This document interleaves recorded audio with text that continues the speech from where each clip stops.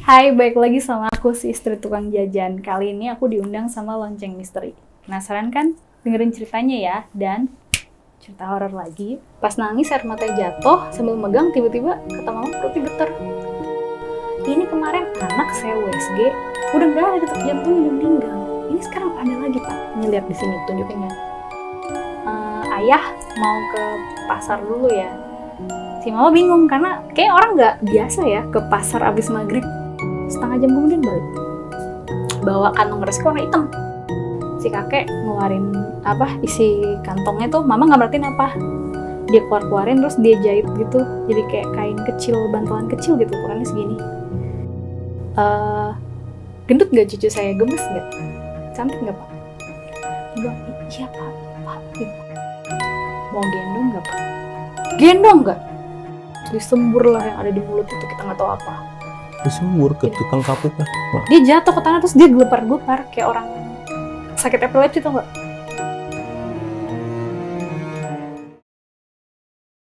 Sebelum masuk ke cerita, gue mau ngingetin ke teman-teman semua, kalau teman-teman suka dengan konten yang ada di channel ini, teman-teman bisa subscribe, like, dan komen atau share video ini ke teman-teman kalian, yang pastinya bakal ngebantu kita agar kita lebih semangat buat ngasih asupan-asupan video horor ke teman-teman semua.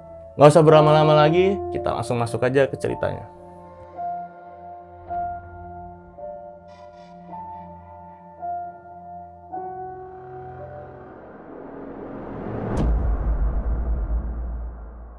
Di komplek itu tuh jadi sempetlah aku sekeluarga tuh gini, kita kan nggak bisa ya bikin semua orang suka sama kita.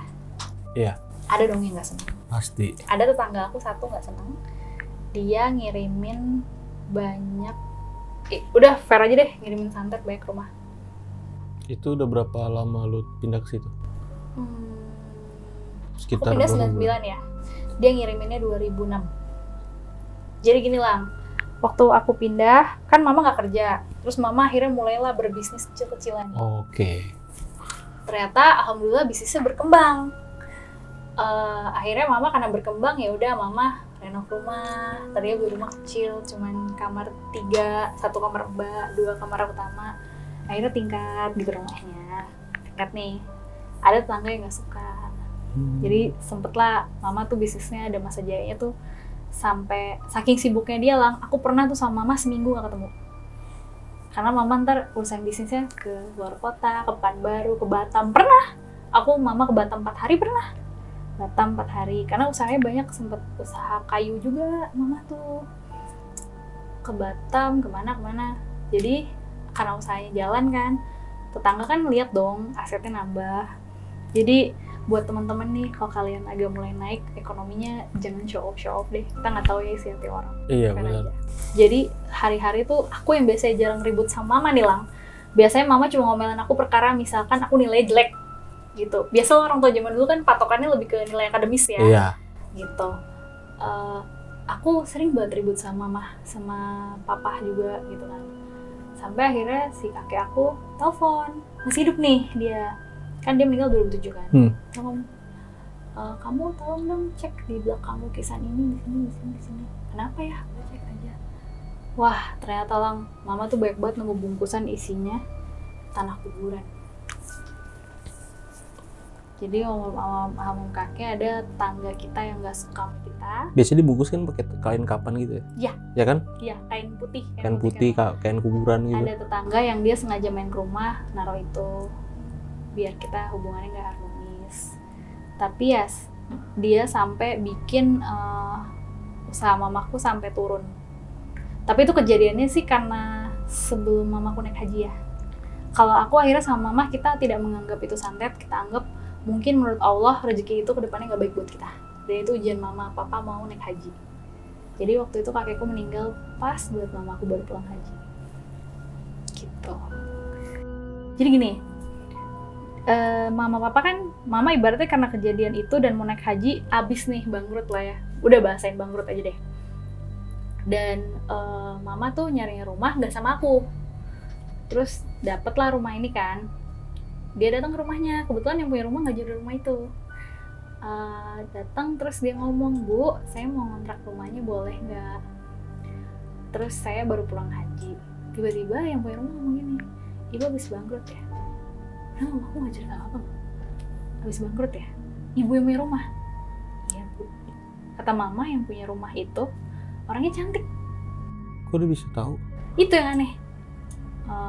Iya bu, saya habis ini kena tipu kata mama. Bahasanya lah, kena tipu dan santet dan lain-lain lah. Terus karena kata mama juga sebenarnya mama sama papa bisa ketipu itu faktor si santet itu juga. Kenapa? Karena yang nyantet itu selain si tetangga, si yang rekan bisnis mama yang nipu ini juga. Supaya mama tiap dimintain duit buat ini iya aja, kan biasanya orang kalau minjem duit ada jaminannya nggak gitu loh lah. Iya. Minimal gue pegang sertifikat apa lo, apa mobil lo gitu. Ini bener-bener nggak, kasih gitu. Udah. Terus habis itu mama ke rumah itu bilang, bu saya kontrak rumahnya boleh nggak? Rumahnya berapa harga kontraknya gitu. Terus ibunya tiba-tiba ngomong ke mama, kata mama ibunya cantik, baik kok gitu, kelihatan bukan gak aneh-aneh gitu. Di rumahnya juga itu dia juga haji pakai jilbab. Ibu bilang, ibu habis ini ya bangkrut ya, kena tipu. Oh, ibu tahu? Nggak apa-apa. Bu, ibu ada uangnya berapa? Nanya ke mamaku. Saya cuma punya uang segini, udah sisa terakhir. Jadi mamaku saat itu punya uang 10 juta kan, udah sisa. Si ibu itu cuma ambil 4 juta, udah sisanya ibu pegang. Saya pegang 2 tahun ya. Udah ngomong, ya udah bu, kalau saya ada rezeki rumahnya saya beli ya, boleh, kata mama. 4 juta 2 tahun? Iya, pokoknya orangnya ngasihnya murah. 4 juta, mama tuh cuma punya uang 10, nggak usah, bentar, 20, orangnya cuma ngambil 10 pas 9 juta. Pokoknya diambil setengahnya deh kata mama. Oke. Udah bu, tempatin aja dulu, kalau ibu bisa nempatin 2 tahun, boleh beli rumahnya. Tapi saya berani jamin, sebelum 2 tahun, ibu pasti udah bisa dapet rumah lagi. Jadi lang, walau alam lillahi ta'ala, rumah ini walaupun kata orang angker, sebenarnya rumah ini bawa rezeki. Tapi si yang jual rumahnya itu, yang punya rumahnya nginfoin nggak kalau rumah ini tuh pernah ada yang gantung diri gitu? Enggak, ya Waduh. karena dia nggak tahu. Justru kita tahu dari tetangga. Dia kan yang punya rumah nggak mungkin ngontrol rumah dia buat apa. Nggak semua orang yang ngontrol rumah kontrakannya terus dong. Ada yang ya udah gue percaya aja lah gitu. Kan ada yang begitu. Nah dia termasuk yang begitu. Jadi bu saya ambil setengahnya, ibu tempatin aja dulu. Kalau ibu bisa tempatin 2 tahun, yaudah saya jual. Tapi saya berani jamin nggak sampai 2 tahun ibu pasti udah pindah. Dan bener lang, aku cuma tinggal di rumah itu setahun 3 bulan. Tiba-tiba mama dapat rezeki nomplok. Ada satu teman mama punya utang banyak, mama nggak pernah nagih. Mamaku tuh tipe orangnya jarang nagih utang. Orangnya telepon, bu saya bayar pakai rumah aja ya. Pindah ke rumah yang dia bayar. Dan rumah itu nggak jauh dari rumah yang disantet aku itu. Beda gang doang, yang rumah santet belok kiri, ini belok kanan. Oh. Kayak rezekinya di situ-situ aja. Iya. Dan aku nempatin rumah yang di sini tuh 18 tahun. Lama. Berarti yang rumah sekarang lama. Apa? Ini rumahnya yang sekarang kan masih? Oh enggak, udah enggak. Aku nempatin itu 2007, 2008, pokoknya sampai 2018. Berarti rumah sekarang baru pindah lagi nih. Pindah-pindah dulu ya. Iya. Capek Gila. ganti KTP enggak lah. Jadi akhirnya pindah ke rumah. Dan rumah yang aku tempatin 20 tahun itu, hampir 20 tahun ya, yang rumah bayar utang itu. Iya. Itu rumah horor juga. Bahkan kamarku tuh sebenarnya portal. Horor. Portal. Ada beberapa kejadian berarti itu banyak. Apa banyak? Aku di kamar itu ya. Jadi kita tuh baru tahu setelah aku tuh sebenarnya nggak bisa bilang aku ilmu tinggi banget nggak. Tapi adalah kita bahasain satu orang pintar datang. Gara-gara gini lang, mama papaku jual rumah itu butuh uang. Tetanggaku yang dulu ngerjain rumah sebelumnya, ngerjain rumah ini lagi. Ngerjainnya jadi rumah ini tuh ditaruh sama, yang efeknya jadi kalau ada orang mau nengok, kita kan pasang iklan dong namanya jual rumah. Iya. Di platform online mungkin ya, di koran mungkin saat itu. Jadi tiap ada orang yang mau nengok, pasti ngeliat rumahku tuh kayak tanah kosong. Oh. Dia naruh di mana itu ya sekarang? Naruhnya di depan rumah, 3 titik gitu. Dan dia masuk rumah itu? Dia naruh di luar rumah. Tanggaku ini aku nggak mau sebut, dah itu urusan dia sama Allah lah. Tapi kita tahulah dia orangnya. Gitu. Jadi mama pas mau jual susah banget lah, susah banget. Sampai akhirnya ada satu teman. Jadi suamiku kan kerja di salah satu stasiun TV nih. sempat ada program yang gaib gitu. Terus yang namanya program gitu kan ada orang pinternya lah ya. Iya. Orang pinternya ngomong gini, karena aku masih tinggal sama orang tua aku kan. Rumah mertua kamu susah dijual ya. Orang pintarnya ngomong gitu. Iya, suamiku bilang, kok bapak tahu? Iya, ada sesuatunya. Kamu tanggal sekian bisa nggak jemput saya, ntar saya kesana deh. Oh, dia mau bantuin. Ya udah, saya ngomong ke mertua dulu ya, ngomong ke mamaku, ya udah bawa sini. Datang dia, cek semua rumah, ambil nemu sama kayak buntelan isi Tanah kuburan ini. iya. Anjir. Nutupin rumah ibu, makanya ibu rumahnya nggak laku-laku. Orang kalau lewat sini ngeliatin ini tanah kosong dengan rumah. Gila. Orang ngapa iseng banget ya? Gini loh Lang, kita nggak bisa menyenangkan semua orang, tapi isi hati orang baik apa enggak itu nggak tanggung jawab kita, itu tanggung jawab dirinya sama Allah menurut aku ya. Dah, terus akhirnya gak lama dia nemu itu, dia cek satu rumah kan, terus dia bilang, yang tidur sini siapa? Saya, aku bilang gitu. Dan naik aku, Mbak tuh kamu sering gak sih marah-marah? Lumayan sih. Kamu tau gak ini kamar kamu tuh kamar apa? Kamar portal Pak Arman. Kaget dong gue. Pantas gue tiap tidur kadang ngerasa ada bau amis. Jujur sebenernya di rumah itu gue sering kayak, gue tidur nih Lang, misalkan gue mau guling kiri, ini gue di kamar ini nih lama dari gue belum nikah sampai gue nikah. Pas gue balik badan, tiba-tiba sebelah gue udah pocong. Sumpah sering kayak begitu, cuma gue gak ceritain sama nyokap. Yang tadinya gue takut ya, akhirnya gue jadi terbiasa kayak, ya paling pocong, oh paling cuma kuntilanak bisa sama gue. Tau pernah ada kakek ngeliatin gue begini, sumpah. Tapi gue gak pernah cerita sama mak gue diem, karena gue gak mau bikin takut orang gitu. Dan gue tuh tipe orang yang kalau gue habis liat itu udah gue simpen aja sendiri, jarang gue ceritain ke orang. Orang cerita pindahan aja gue baru ngeh, oh iya gue pernah cerita ya, gue pernah kayak gitu yang gue kirim ke Yusi kayak gitu kan, Lang. Pernah, itu portal, tapi kamu kuat sih Mbak Tutu. Soalnya jadi gini, menurut dia, karena aku pernah mati hidup lagi, aku kan berbaunya agak kayak mereka nih. Iya. Tiap aku datang, nih di rumah ini juga, di tempat ini juga rame loh di luar. Karena ada aku, sama aku tuh kata dia ya aku tidak ngeklaim kayak gitu sih, ini kata dia, si bapak ini, Mbak Tutu, tapi kamu untungnya kuat sih. Kuatnya gimana Pak? Kamu tuh bisa, jadi aku tuh ya, kenapa kalau aku datang, makhluk tuh datang? Karena aku menarik energi mereka ke badanku. Makanya aku tipe yang agak strong, tapi kayak mereka mau ngambil raga aku tuh, kan ada ya, lillahi ta'ala walau-walam lah, bisa ngambil raga kita gitu. Ya mereka nggak bisa, insya Allah. Karena kata dia, kamu soalnya sholatnya rajin kan. Aku sih selalu ngusahain, dan jujur ya Lang, aku tuh lebih senang sholat di kamarku sendiri, mau dimanapun walaupun masjid, karena kadang kita doanya kan sedih, nangis, malu ya dilihat orang. Iya. Gitu. Jadi aku selalu ngusahain kayak gitu, jadi di kamar sendiri. Jadi ya udah Mbak, kamu habis pindah, nih saya tutup ya. Jadi portalnya tutup sendiri. Tapi lagi sholat pernah nggak sih lu kayak ada kerasa sesuatu? Biasanya lagi sholat tuh ini loh. Oh, pernah nggak lagi baca suratnya dikoreksi? Pernah. Gue juga pernah.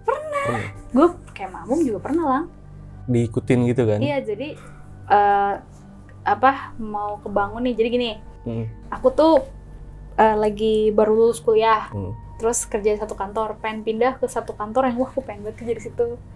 Nah akhirnya aku pakai ikhtiarnya, aku bangun tahajud, aku doa, ya Allah aku pengen di kantor, aku pengen buat kerja ini. Nah jujur nih, sholat tahajud dan sholat hajat tengah malam itu adalah sholat yang paling gila cobaannya, paling gila. Gilanya adalah, jadi aku pernah lagi sholat nih, kan baru baca niat terus Allahu Akbar gitu ya, di sebelah ada kuntilanak kayak gini, Allahu Akbar. Tapi aku jujur, aku takut, namanya manusia, tapi aku selalu beranggapan gini, ibaratnya gini deh, kita haus nih, depan kita ada racun sama ada air, anggaplah mereka racunnya, si sholat kita airnya. Ya masa ya gue harus minum racun di saat haus? Tentu gue minum air dong. Ya udah, aku dalam hati kayak gue punya keinginan lebih kuat daripada rasa takut gue. Jadi gue terusin lah, walaupun gue takut. Gue dalam hati, ya Allah aku niat, aku aku pengen kerja di perusahaan ini, aku butuh bantuanmu. Ya udah, akhirnya gue jalan terus. Gue sering kok sholat digodain, tiba-tiba ada pocong depan gue, atau gue pernah sholat ada pala pocong di sajadah, gue terusin lah. Kalau gue loncat bawa itu. Enggak.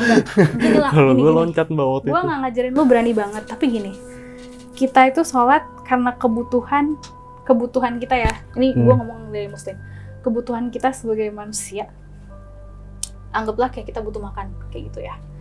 Dan kita sebagai hamba punya keinginan kan, yang bisa ngabulin siapa?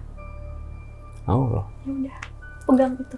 Gue tuh selalu pegang gini, gue pengen sesuatu yang bisa ngabulin Allah, yang bisa gue lakuin, gue sholat, ya gue minta, gue terusin sholat gue. Walaupun kadang kayak ada bacaan gue yang jelek dibenerin dia, gue habis sholat tuh udah, habis sholat gue masih kayak sholawatan, dia suka shalala gitu, gue kayak ya Allah maafin aku ya kalau sholawatku atau doaku salah sampai harus diperbaiki sama dia. Aku udah mati gitu, karena gue percaya, gue tuh lebih mikir gue gak boleh takut, Allah gue lebih besar daripada mereka aja Allah yang nyiptain kok. Jadi gue tiap sholat digangguin, wudhu pun gue digangguin, gue terusin. Tapi emang horor sih kalau kita lagi sholat gitu. Itu paling, udah merinding banget tau sih. Gak? Paling horor itu adalah sholat hajat jam 3 pagi. Sepertiga malam, itu alam lagi ngebuka. Iya. Insya Allah Allah pasti mendengar. Insya Allah kita lebih cepat dijabah di hati tulang. Gue pernah lang kayak, jujur ya, ini gue jadi, gue pernah di fase dimana gue capek, gue diselingkuhin, gak pernah dapet cowok yang baik. Ini sebelum gue nikah sama suami gue ya. Gue capek, gue tidur, gue kebangun jam 3. Gue ambil air wudhu. Jadi ngomong gue lu gak apa-apa ya, jadi santai. Terus gue sholat, gue cuma ngomong gini dong, sambil nangis gue. Gue kalau tiap inget ini gue nangis, tapi sekarang gue bersyukur. Ya Allah, aku capek banget ya diginin terus, gue bilang gitu. Aku pengen kok, aku gak minta banyak, aku cuma pengen yang baik aja yang mau nerima seumur hidup gitu. Gue cuma gue gitu, gue nangis doang udah. Terus gue tuh habis kelar itu ya, nggak tau kenapa kayak akhirnya gue nemu, oh ya selama ini gue sering disakitin sama cowok tuh gue yang salah. Tau gak kenapa? Karena gue berharap manusia bukan Allah. Iya benar. Udah, akhirnya berharap sama manusia. Akhirnya gue memberanikan buka diri pacaran lagi. Walau ya gue akhirnya gak berharap sama pacar gue gitu. Ini sebelum nikah ya? Sebelum nikah. Okay. Nah terus ada kejadian, nih gue sebenarnya pernah cerita di konten lain. Gue awalnya gak mau cerita, tapi gue ceritain di sini aja deh, gak apa-apa. Buat lo khusus. Gue biasanya cerita di konten lain nih, verbal aja gak di on cam. Cerita gue bisa nikah sama suami gue. Jadi gini, nyokap gue punya kenalan satu ibu-ibu. Nyokap. Ibu ini punya kemampuan, jadi gini, orang kan sering bilang, oh mbak itu indigo ya. Sebenarnya aku nggak tahu ya, definisi indigo tuh apa? Nggak ada, sampai sekarang tuh belum terpecahkan. Dan memang indigo itu sebenarnya lebih universe, tau nggak sih? Iya, lebih ngeluas. Dan luasnya itu nggak semua orang skillnya, ibaratnya kalau kayak mutant di X-Men gak ada yang sama nggak ada yang gitu sama. Ya, kayak gitu ya. Nah, jadi nyokap tuh punya teman, kita sebut aja Ibu Pondok Arya. Ya. Si ibu ini punya kemampuan bisa manggil ruh untuk ditanya. Contoh gini, gue si Ibu Pondok Arya. Lo, mbak, gue mau nanya dong cewek gue selingkuh apa enggak? Nama pacar lo siapa? Tanggal lahirnya berapa? Ini nih, terus dia ntar langsung manggil. Masuk tuh. Terus lo bisa tanya apapun, dia akan jawab jujur. Oh ini kayak yang di mana bang? Kayak yang di ini ya? Tapi gue nggak tahu si ibu ini masih hidup apa nggak sampai sekarang ya. Ini ada mbak di suatu daerah ini ada upacaranya kayak gitu. Nggak. Ini ibu ini yang manggil. Nah suatu hari temennya mama ada butuh bantuan ke si ibu Pondok Arya ini. Nah yang tahu alamatnya kan mama sama papa. Ya udah sini ayo gue anter. Nganter lah mama sama papa ke sana. Udah selesai ditanya-tanya, udah cukup. Udah selesai keperluannya. Tiba-tiba si ibu bilang, tunggu jangan pulang dulu. Dikira kan teman nyokap yang dimaksud. Oh ya bu, bukan ibu sama bapak. Nunjuk orang tua gue. Tunggu di sini duduk.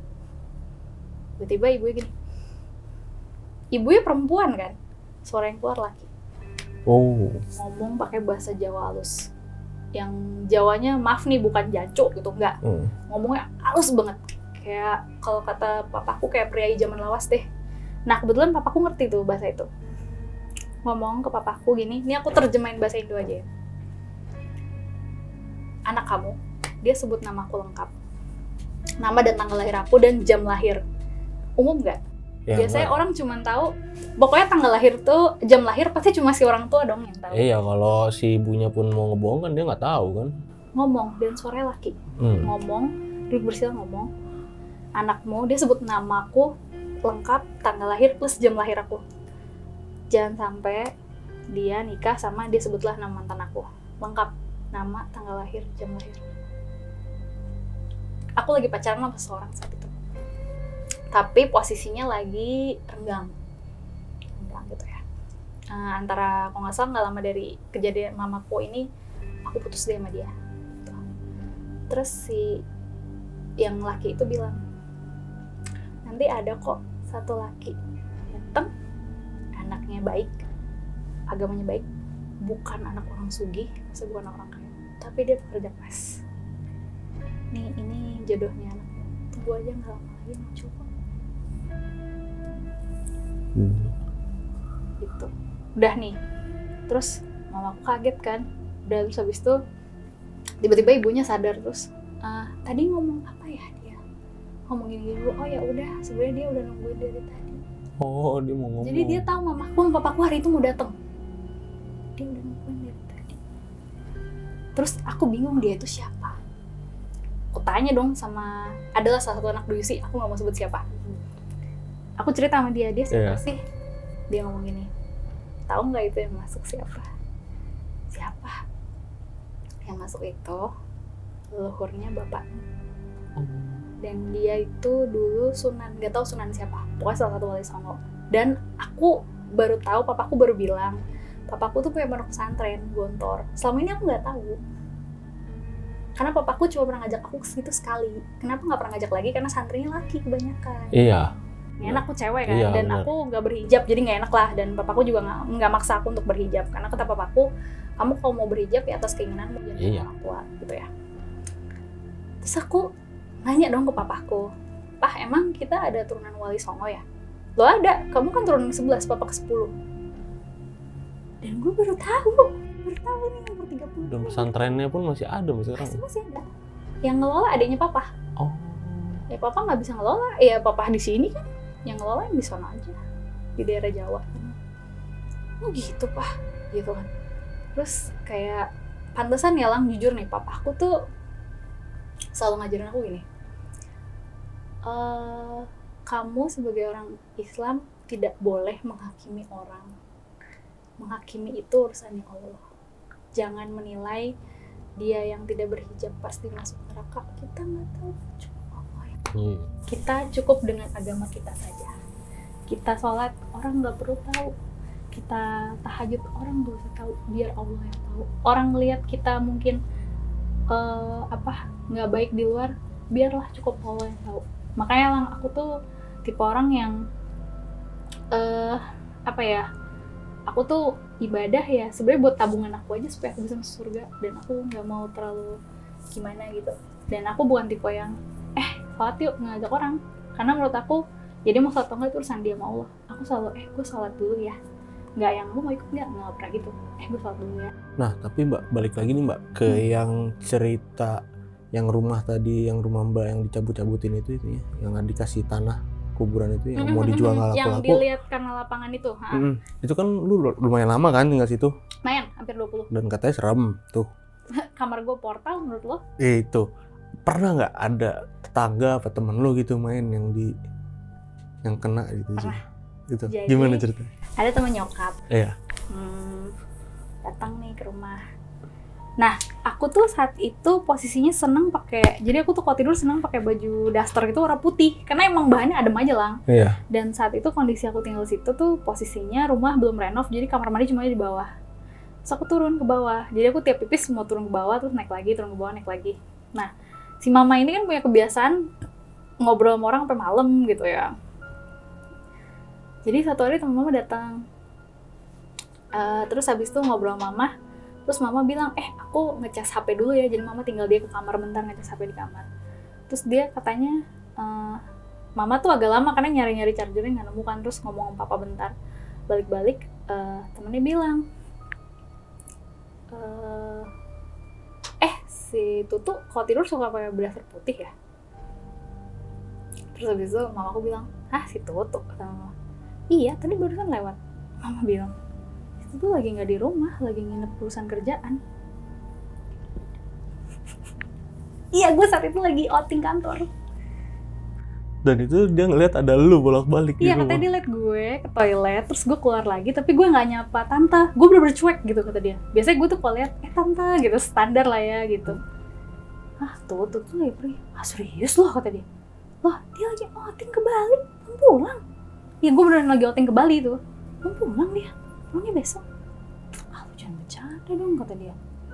Iya beneran, kata nyokap. Wah, akhirnya temen nyokap tuh pulang, minta diantar nyokap lagi.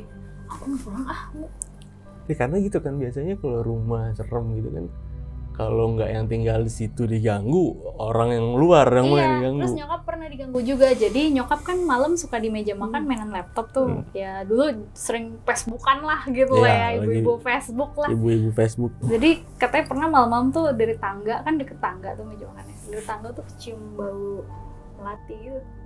Dari tangga. Kenceng banget. Dipikir nyokap, kan aku suka pakai aromaterapi tuh kan, yang wadah kita isi air, kita isi essence terus dibakar kan. Terus nyokap abis paginya ke kamar aku kan, aku udah bangun. Kenapa mah kayak gitu? Enggak, mama nyium bau melati, kamu nyalain aromaterapi. Lah aromaterapi kan habis. Aku tunjukin tuh lilinnya habis. Maksudnya lilinnya bener-bener gak ada, dan essence aku juga habis. Aku nggak punya. Nih tempatnya kosong. Wah, mama langsung gitu. Si Mbak, jadi Mbak Sri itu sempet ikut aku pindah ke rumah yang ini. Oh, sempet Nih, dia berhenti tuh kalau nggak salah 2-3 tahun ya di rumah ini. Dia berhenti karena kenapa? Karena itu juga? Enggak, dia berhenti karena nikah. Kirain karena diganggu juga. Oh, itu Mbak Tugi doang. Kalau Mbak Ayu tuh paling berani kata mama Mbak Ayu tuh. Terus dia ini dong, Mbak Sri ini bangun, biasanya emang Mbak Sri tuh dia juga sholatnya rajin. Dia biasanya bangun pagi, rendam baju, terus wudu gitu kan. Nah pas dia bangun, kan kalau mau cucian itu ke teras belakang atas ya, yang ngadep rumah tetangga. Nah rumah tetanggaku tuh ada pohon tinggi, warna apa ya aku lupa pohon, dan dan pohon itu tuh pokoknya ngadep ke teras lah gitu. Jadi Simba keluar dong, karena mau ngisi air kan di teras kan. Pas dia keluar, baru buka pintu dia kaget. Jadi depannya itu di pohon itu ada kuntilanak lagi begini. Duduk Chill. Dia. Dan mereka tuh kayak sama-sama kaget gitu loh, kayak gue buka pintu, dia langsung sama-sama kaget bener. Jadi si kuntilanaknya juga ngeliatin dia. Dia langsung kayak, iya bener. Terus kuntilanak kayak gitu. Terus dia akhirnya sempet diam, terus dia tutup pintu, udah masuk ke kamar lagi. Nunggu sampai agak siang. Terus cerita sama nyokap. Nyokap, jadi lu kaget? Iya mah, dia juga kaget kayak. Lihat, tapi emang for information, si Mbak Sri ini emang bisa lihat yang makhluk halus. Aku udah ngomong, dia udah pernah ngomong kayak apa namanya, dia sering lihat lah di rumah itu ada kuntilanak lewat, pernah ada pocong. Nah, rumah ini kan ada, jadi kan dulu aku ngeband nih di rumah ini. Mama bikin studio musik. Okay. Jadi di studio itu ya ada drum gitu-gitu deh ya. Nah pernah dia suatu hari kita habis ngeband, terus kita keluar, si Mbak Sri ini bersihin ruangan, maksudnya ngeliat ada sampah nggak atau apa gitu. Pas dia masuk, sama kejadiannya, dia liat ada pocong, terus pocongnya ngeliat dia kayak sama-sama, hah gitu. Masuk studio itu ada pocong gini, terus dia kaget, udah, terus dia tutup lagi, udah nggak jadi. Dan si pocongnya juga kaget ya. Iya, dia tuh kayak, jadi kayak surprise, oh lu bisa liat gue, gue liat lu gitu. Iya. Dia sama-sama kaget. Ini agak komedi sebenarnya ini. Jadi ya akhirnya kayak ya udah, tapi Mbak Sri itu sering emang ngomong, sering banget nasehatin aku kayak, Mbak Tutu, kamu kalau di kamar rajin sholat kan. Ternyata Mbak Sri ini tahu kamarku tuh portal. Dia tidur di sebelah kamarku. Sering kok Mbak, gitu. Jangan berhenti ya, gitu. Dan epic juga sih punya kamar. Tapi kamarku tuh emang apa ya Lang, hawanya tuh emang aneh sih, dan emang cuma aku doang yang kuat di situ. Dan anehnya tuh aku nggak pernah minta pindah gitu loh, karena aku ngerasa ya udah gue di tempat situ ya udah terima aja gitu loh, nggak ada pikiran yang gimana gitu. Ya kalau di rumah yang sekarang, Kenapa tuh? jadi kan aku 2020 pindah nih kontrak rumah sendiri, maksudnya udah berumah tangga lama ya. Aku kan dulu sebenarnya masih tinggal sama orang tua karena posisinya aku punya adik perempuan. Daripada dan papaku tuh satu-satunya laki kan, dan papaku tuh dulu menikah usianya udah lumayan deh, karena punya anak aku aja umur 35. Nah sekarang udah berapa umurnya kan? Akhirnya ya udah deh, daripada aku keluar mending ada satu laki masuk gitu kan. Tapi kan lama-kelamaan akhirnya ya udah kayaknya kita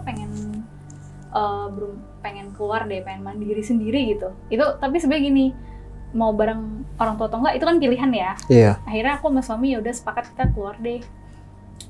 Jadi aku tinggal di salah satu rumah yang gak jauh dari 2 rumah yang dikirimin ini. Kenapa pindahnya selalu deket-deketan ya? Selalu deket. Dan rumah ini tuh lumayan horor. Kenapa selalu ada kejadian horor ya kalau lu pindah? Jadi epicnya tuh aku tiap pindah ke rumah tuh kayak penghuninya tuh bener-bener epic gitu loh. Ada kejadian apa di situ, Mbak? Yang paling lu masih inget? Ini sebenarnya aku cerita di platform tapi nggak apa aku cerita sini ya. Jadi baru pindah, udah pindahin barang bener-bener officially nih. Iya. Dan ini bulan puasa 2020. Bulan puasa kemarin. 2020 baru pas pandemi banget, baru awal. Iya. Bulan puasa. Pindah ke sini, habis itu aku bilang sama suami, kita kan nggak bisa ngundang syukuran nih lagi pandemi kan. Iya. Ditambah lagi aku nggak bisa sowan ke tetangga dong. Akhirnya aku cuma gabung WhatsApp grup aja. Kayak ibu bapak perkenalkan ya, saya baru pindah ke sini gitu habis lapor RT RW. Pindah hari pertama aku sama suami biasa dong bersih, nyapu, ngepel gitu kan habis buka puasa. Terus aku naruh sapu nih di dapur, naruhnya berdiri gitu kan, disenderin ke tembok. Terus habis sholat maghrib kita bilang, kita doain yuk rumahnya, kan kita baru pindah. Kita baca apa ya dek, kata suamiku, baca ayat kursi aja yuk. Baru kamu yang baca, aku dengerin gitu. Baru baca berapa ayat tiba-tiba cetak, ada suara sapu jatuh. Tahu nggak lang sapu yang kita sender tiba-tiba jatuh cetak gitu. Terus suamiku bilang, apa tuh dek? Oh paling sapu doang, kamu stop bacanya, aku cek ke bawah dulu ya. Aku positive thinking lang, apa ada tikus kali ya di rumah ini nyenggol, positive thinking banget lah aku gitu. Aku turun ke bawah, 2 lantai bukan rumah ini. Pas ku turun ke bawah, sapuku masih steady di situ lang. Terus tadi suara apa dong ya? Sedangkan di luar tetangga nggak ada, maksudnya lagi sepi gitu loh, nggak ada kegiatan apapun. Udah habis itu aku naik ke atas, apa dek? Enggak, aku nggak mau bilang takut kan ke suamiku, aku bohong. Oh itu sapunya jatuh, mungkin kesenggol tikus kali yang. Udah lanjut yuk. Baru lanjut baca lagi nih beberapa ayat, cetak. Tahu nggak rasanya kayak ada batu kerikil dilempar ke jendela. Oh. Terus apaan tuh dek? Suamiku udah takut tuh, udah mulai takut. Udah tenang. Aku cek dong jendela, semua jendela nggak ada nih. Ya udah, terus aku bilang suami lanjut bacanya. Paling ini kenalan doang kok. Karena rumah ini sempat kosong setahun karena direnov. Nah beruntungnya aku dapat ngontrak rumah ini, si yang punya rumah udah punya perabotan. Jadi aku cuma bawa diri nih lang, enak, cuma bawa diri, bawa baju lah. Paling aku cuma beli kulkas gitu, tapi kalau kayak kursi tamu dia udah ngasih, kasur udah ngasih gitu. Udah, besoknya suamiku bilang, abis kita pindah ini kan besok dia kerja, aku tuh belum kerja. Kena efek pandemi lah. Terus suamiku bilang gini, yang aku hari ini kan, kebetulan suamiku kan kerja di YouTube channel. Aku kayak hari ini pulang malam deh, atau bisa jadi aku nggak pulang. Kamu nggak apa sendirian di rumah? Oh nggak apa kok. Karena aku mikir gini, ya udah sih namanya tinggal di rumah sendiri, mau apapun resikonya ya terima aja gitu loh. Gue udah tinggal di sini ya gue terima aja gitu kan. Ya udah nih. Terus di rumah ini aku biasalah kegiatan. Pas malam tiba-tiba hawa rumah ini beda emang. Terus aku lihat tuh, jadi kan di rumah ini tangganya itu, tangga ke atas itu ada jendela, itu kita bisa lihat view langit. Dan aku sempat lihat ada kuntilanak lewat Dari atas gitu? Iya, jadi ini tangga nih, Iya. tangga mau naik ya? Iya. Ini pegangannya. Ini ada jendela Oh. kaca dan kamu bisa pemandangan luar langit gitu ya. Dan tuh aku lihat ada kuntilanak lewat. Kayak yang video di TikTok apa di mana pernah hits itu. Iya pernah. Ya, pernah. aku lihat persis kayak gitu. Terbang gitu ya. Banget. Dah ya. Terus habis itu aku mikir, wah udah lewat. Terus aku lihat jam. Oh iya, aku belum sholat maghrib. Udah, aku akhirnya baru sholat. Jadi gini, aku tuh positive thinking ya. Kalau lihat kayak begituan, aku pasti selalu inget, gue udah sholat belum ya? Oh Gitu, iya. langsung ingetnya gitu. Oh iya, belum sholat, udah habis sholat. Terus habis sholat tuh aku kan nonton TV nih. TV, lagi seru lah nonton drakor gitu.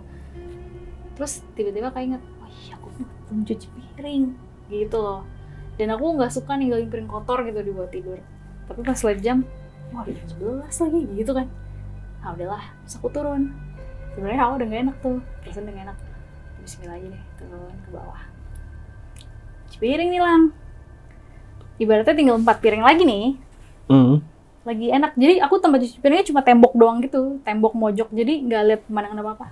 Terus cuci piring, tiba-tiba aku lihat loh, kok ini ada item rambut panjang. Tarik. Enggak, rambutnya kayak begini turun gitu. Kayak rambut kita begini Lang. Iya. Tapi hitam, aut-autan. Nah, terus aku nengok dong ke atas. Wah, itu ada kuntilanak ngeliatin aku begini, bajunya merah, palanya kebalik Lang.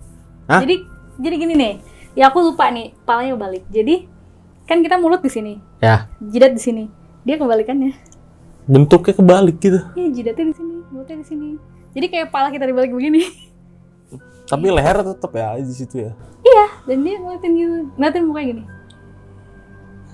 Terus dia turun pelan-pelan sampai ngadep ke aku. Terus Minum. Dan gue lucu, gue masih nerusin gue cuci piring gue. Karena gue takjub. Tapi takut, tapi takjub gitu kayak astagfirullahaladzim. Dalam hati gitu.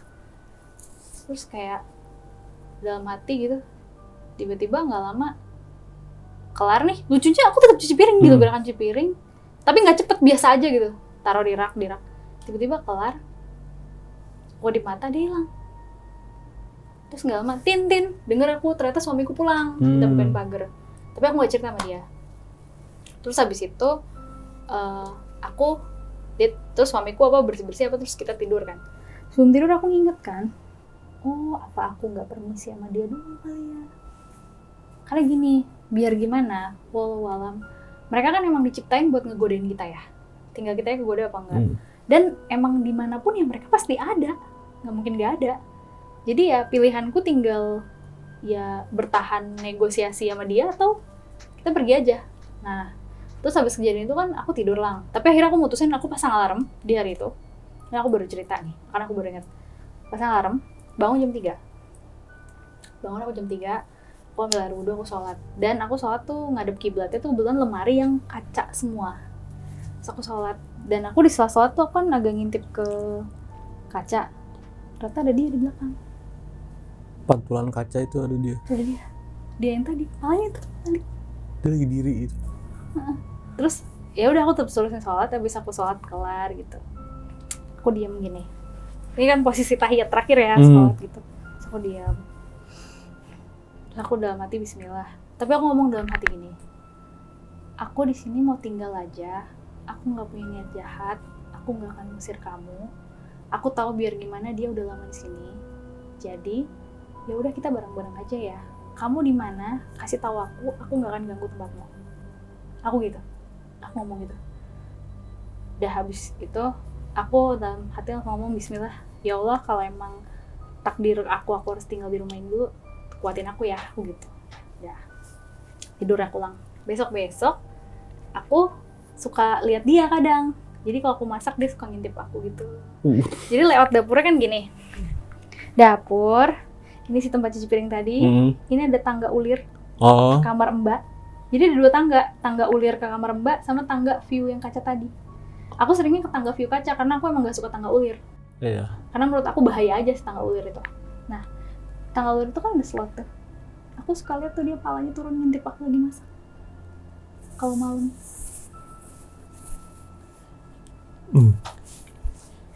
Mana mukanya kebalik lagi. Nah, depan rumahku kan rumah kosong nih Lang. Hmm. Jadi view aku sih rumah kosong nih. Rumahnya gede banget Dan rumahnya. itu kosong. Kosong udah bertahun-tahun. Aku nanya tetangga, kok itu rumah kosong ya Pak? Jadi kata tetangga sih itu rumah suami istri udah pisah, tapi gano gini nggak mau diurus. Oh. Udah bodo amat. Kayaknya mungkin udah kebanyakan uang kali yang nggak ngerti juga. Jadi rumahnya gede Lang, banyak pohon, ada pohon mangga 3 biji. Dan aku kadang kalau lihat ke teras malam, itu di pohon mangga itu aku lihat ada kuntilanak, ada apa, suka duduk di situ. Nah, terus aku diceritain lah sama temanku. Jadi temanku tuh ternyata ada yang kenal sama anaknya pemilik rumah yang kosong depan rumahku ini.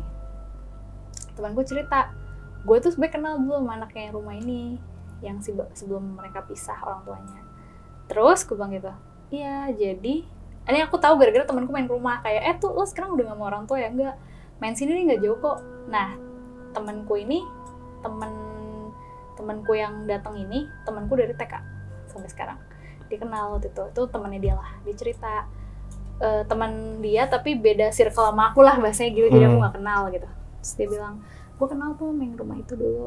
Oh ya? Iya, jadi rumah itu kan cerai kan ya? Iya, orang tuanya cerai. Gue juga dari tetangga gitu, sebenernya cuma nanya aja, Pak ini rumah siapa? Kok nggak pernah dikelola ya, kosong kan sayang gitu loh. Terus dia bilang, jadi di rumah itu dulu dia kan pernah main. Dia nggak sengaja pernah duduk di satu, kan yang punya yang punya rumah itu dia seneng sama furnitur yang kayu-kayu jati gitu deh Lang. Nah kayu jati itu kan ada yang bisa dibuka gini kan, meja apa kursinya. Dia pernah duduk di satu kursi, dia iseng lihat dalamnya, tuh dalamnya kayak ada keris, ada apa gitu. Masih ada sampai sekarang. Sama topeng. Dan katanya sih kata tetangga ada yang pernah bantuin bersihin rumah itu, masih ada kursi itu dan isinya. Dan si kerisnya itu masih di situ. Emang aku pas lihat rumah itu hawanya beda sih, kayak dan rumah itu tuh kayak ini kayaknya bukan orang nih di sini gitu. Sebenarnya kalau aku ceritain mah banyak banget Lang, aku experience-nya mau aku kerja, mau pas aku sekolah. Tapi akhirnya kayak ya udah kita berdamai aja, emang mau gimana lagi? Bener. Mau gimana lagi? Gitu. Nyokap juga akhirnya dengan keluarga kita emang sering ngalamin gini, mau gimana lagi? Adikku lebih parah, dokter lagi. Iya. Wah, Rumah dia. sakit. Nah, dia pernah tuh, ini aku ceritain pengalaman dia boleh ya? Dia jaga di salah satu rumah sakit. Yeah. Jadi jaganya tuh maksudnya kayak koas gitu loh, emang diharuskan lah untuk pendidikan dia. Jaga di salah satu rumah sakit, aku nggak mau sebut daerah mana lah. Pas jaga, dia ngantuk kan, jaga malam. Kadang suka gantian, ya udah lu tidur deh, gantian gue, ntar gantian gue tidur lo, iya gitu lah. Akhirnya dia karena udah ngantuk banget, dia mau tidur. Terus dia akhirnya pas, yaudah gue tidur lah. Pas liat kamarnya dia nggak jadi tidur, akhirnya udah gue nggak jadi deh. Gara-gara katanya dia lihat ada kuntilanak lagi begini Di mana di di kamar? kasur yang mau dia tidurin. Terus dia nggak jadi, akhirnya nggak jadi ngantuk. Nggak tahu ya, tapi emang keluargaku tuh, ya mamahku, ya adikku, papaku, ya kita sering aja jadian gitu. Tapi ya udah diterima aja. Di kampus, kalau kampus aku ada cerita nih. Jadi gini, Ini waktu kuliah nih berarti? Waktu kuliah itu aku kuliah di kampus yang banyak selebgram. Aduh, kampus apa tuh? Kampus swasta yang ngomongnya pakai bahasa Inggris. Udah, aku nggak mau mention ya. Pokoknya isinya selebgram deh semua. Banyak banget selebgram di sana.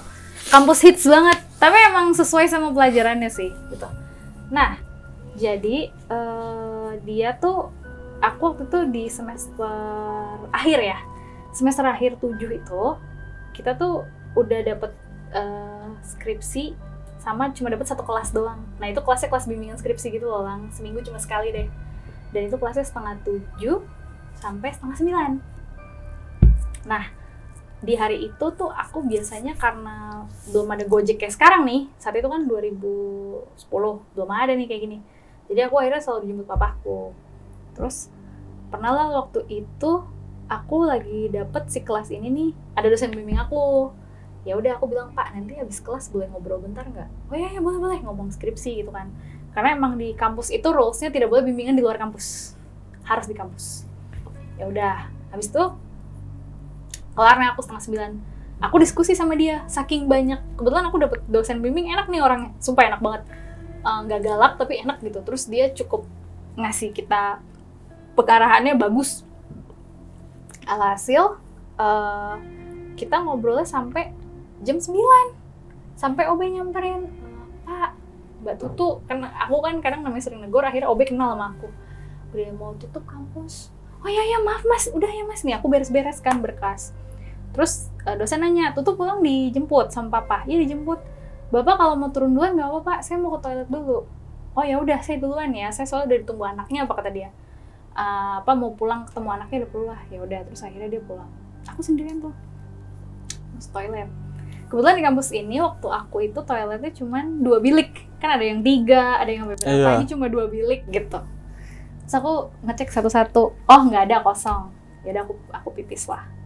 Kelar pipis, aku kan BBM nih, kan jam itu masih BBM nih. Masih BBM papa nih, Pah, aku pipis bentar, maaf lama ya, aku tadi bimbingan sama ini. Oh ya udah, papa di parkiran ini ya, gitu. Dia papaku nyebut papa parkir di berapa, jadi aku nyamper ke parkiran gitu. Atau enggak papa ke atas sekarang ya, kan papaku parkiran ke atas dulu. Ya udah ke atas deh pak, boleh. Ini aku pipis bentar kok. Nah udah habis itu, aku pas pipis udah nge-flash kan habis BBM, aku naruh HP. Tiba-tiba di sebelahku ada bunyi, tau nggak yang ini semprotan toilet, kayak ada orang nyemprot abis cebok. Aku bingung, perasaan gue sendiri deh, dan kayaknya nggak ada anak student, kita bilangnya student, gak ada student lain selain gue nih. Kan aku punya kebiasaan gitu lah, masuk toilet, kalau aku rasa kosong, aku cek atu-atu. Oh beneran gue sendiri nih, gitu. Dah, habis itu, aku pelan-pelan ngintip lang ke bawah gini, lihat. Dengan kondisi, aku udah kelar nih, rapiin bajuku lah habis pipis tuh. Terus aku lihat di bawah itu, kayak ada rambut panjang banget lang.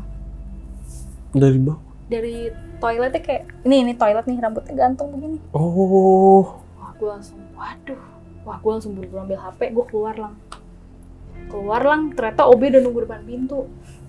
Mbak Tutu, kamu habis dari mana? Saya nggak lihat kamu keluar, saya mau ngunci gitu. Iya maaf ya mas, aku habis pipis daripada kebelet di jalan.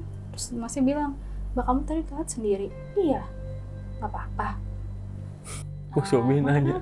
Apa? Si OB-nya nanya nggak apa-apa. Bukan suami, OB. Iya, OB-nya nanya nggak apa-apa. OB nanya, kamu nggak apa-apa mbak? Lah emang kenapa mas? Gue bilang, enggak, soalnya pernah waktu itu ada dosen teriak, kita samper, dia lihat penampakan. Enggak, aku nggak apa-apa, aku nggak ngomong. Ya udah aku duluan nih mas, pas banget papaku udah jemput. Gitu. Jadi emang sebenarnya pada dasarnya semua tempat mah ada aja. Iya. Ada aja, tinggal kitanya ya udah bismillah aja. Kalau emang dirasa ada perasaan gak enak, misalkan mau masuk kamar mandi perasaan gak enak, kayak kita kasih 2 pilihan deh, misalkan tukar kamar mandi atau pindah kamar mandi lain, atau bismillah udah kebelet nih, mudah-mudahan gak ada apa-apa, udah hajar aja gitu. Sama kalau mau apapun niatin aja bismillah, permisi ya gitu, karena biar gimana ya mereka emang ada, mau gimana juga gitu. Dan kebetulan lu ini kayak magnetnya mereka ya, kebetulan. Iya, kalau ada kalau gue lihat kalau gue denger dari cerita lu, gila sih. Jadi kadang suka datang gara-gara ada aku aja. Soalnya temen juga pernah ibunya. Jadi aku pernah ke tempat temenku di daerah Jawa Barat lah, main aja, ketemu orang tuanya bentar, temanku perempuan, main ke tempat gue ya udah, main bentar, terus malamnya tiba-tiba sama angin, tahu-tahu temanku nih neneknya orang bisa kan, neneknya bilang, oh ada teman kamu, gitu, teman kamu, emang kenapa teman aku, kata dia, teman kamu ini ngundang makhluk pada datang semua, tapi nggak apa-apa, aku mau lihat doang. Aku langsung, maaf ya nih, nggak salah kamu lah, kata dia gitu. Jadi akhirnya ya udah. Dan memang mungkin ya gara-gara emang lu dari lahir udah pernah mati suri juga kali mbak. Mungkin. Dan ada keturunan juga mungkin ya. Iya, cuman aku pernah bercandain sama nyokap gini, mah mungkin nggak sih dulu waktu mama aku meninggal dalam kandungan tuh Allah salah niupin roh kali ya, mungkin nih bukan anaknya ibu ini tuker dulu. Ya enggak lah, tuh mamaku gitu, sempet bercandain aja gitu. Cuman mamaku bilang ya, tapi gini, seskeptisnya mamaku bilang ya emang mereka ada. gitu. Jadi emang kalau ada yang bisa lihat ya jangan dipandang aneh gitu. Itu aja sih. Oke, gila sih, banyak banget sih. Tapi yang paling sebenarnya banyak sih pengalaman. Tapi menurut aku sama orang tua aku ya di keluarga yang paling berkesan ya yang kita pernah dikirimin orang itu. Iya sih. Bahkan sebenarnya jujur Lang, ini pernah disebut sih sama paranormal yang nyambutin rumah kita kelihatan kayak sebenarnya sampai kita sekeluarga itu mau dibikin mati. Tapi segitu? Iya, tapi wallahualam percaya atau enggak ya ternyata ya leluhur itu ngelindungin. Termasuk Allah. Kalau aku sih nganggep ya udah itu ujian hidup aja. Tapi akhirnya aku jadi belajar kalau lebih baik kita nggak melihara perasaan benci sih. Betul. Kalau jadi kayak gitu kan kita yang rugi di akhiratnya. Oke.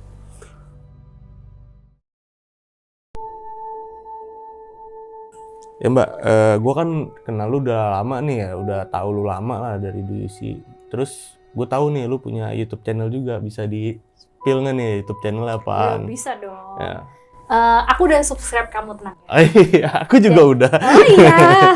Jadi YouTube channel aku namanya Istri Tukang Jajan. Nah itu isinya apa aja tuh Mbak? Sebenarnya awalnya aku cuma mau ngisi buat jajanan para bini apa sih versi aku gitu kan. Awalnya gara-gara aku tuh sering aku hobi buat jajan kan, sampai adikku ngomong nih si Istri Tukang Jajan. Nah, akhirnya oh itu bagus tuh namanya, ya udah aku masukin. Unik ya. Sebenarnya cuma mau review kayak makanan gitu, sampai ketika aku ngirimin ke DUC, jujur, waktu aku ngirim ke DUC, ini ada cerita horor ya. Jadi pertama kali aku cerita yang taksi online 2, aku ngirim itu, aku lagi lembur di kantor aku saat itu, sekarang udah nggak yang di situ. Dan pas aku cerita, abis aku ngirim, itu makhluknya di depan mukaku. Oke, ada skip yang itu ya. Nah, pas aku ngirim tuh, sebenarnya aku awalnya nggak berharap DUC akan naikin, karena aku mikir logika aja, oh pasti ada kok orang yang ceritanya lebih serem dari aku, lebih epic dari aku realistis gitu di situ. Kaget tiba-tiba di DM ceritaku naik, tiba-tiba aku jadi rame, terus sampai akhirnya aku jadi rame gini, aku cerita dong sama suamiku, yang nih aku jadi rame nih YouTube-nya. Maksudnya YouTube yang mereka rame, akhirnya followers IG ku nambah gitu kan. Terus suamiku bilang, kamu nggak cerita horor kan, kamu ceritanya banyak. Jadi si Istri Tukang Jajan ini ada segmen horor namanya ya? Cerita horor lagi yuk. Banyak sih yang nyuruh aku ganti nama. Sebenarnya gini, ini aku cuma naruh segmen tambahan, aku tetap akan fokus di jajanan review aja. Dan kemarin juga review aku sebenarnya selama pandemi ya, aku review dagangan temen aku aja. Jadi temanku ada yang baru, misalkan maaf nih kena layoff mau dagang, yaudah sini kirimin produknya, nggak usah bayar, gue bantuin. Karena udahlah kita di kondisi gini saling support aja, mau gimana gitu. Betul. Jadi mampir ya. Nah, buat sahabat-sahabat lonceng yang penasaran nih sama Istri Tukang Jajan, langsung aja subscribe nih, terus lihat video-videonya Mbak ya. Ada video horornya juga soalnya. Buat teman-teman yang mau jadi narsum gue atau mau cerita, jangan lupa email ke sini atau DM gue ke sini ya. Ini special edition, jadi aku sebagai narsum yang akan closing karena dia grogi, katanya serem cerita aku. Buat teman-teman yang penasaran, pengen ngirim cerita atau mau jadi narsum dia, boleh banget. Kirim aja email ke loncengmisteri@gmail.com. Loncengnya LONCENG@gmail.com ya. Atau nanti dicantumin di sini, gitu. Pokoknya nggak usah ngerasa, aduh ceritaku nggak serem. Kirim aja, nanti diseleksi, siapa tahu dapet yang bagus, diundang sama Mas Gilang ke Lonceng Misteri. Gitu. Ya, jangan lupa. Oke, gue Gilang Ahaditya, izin pamit. Aku juga si Istri Tukang Jajan izin pamit. Tapi sebelum pamit, tetap jangan lupa like, subscribe, dan share. Dan nyalain lonceng notifikasinya ya. Sampai ketemu di video berikutnya.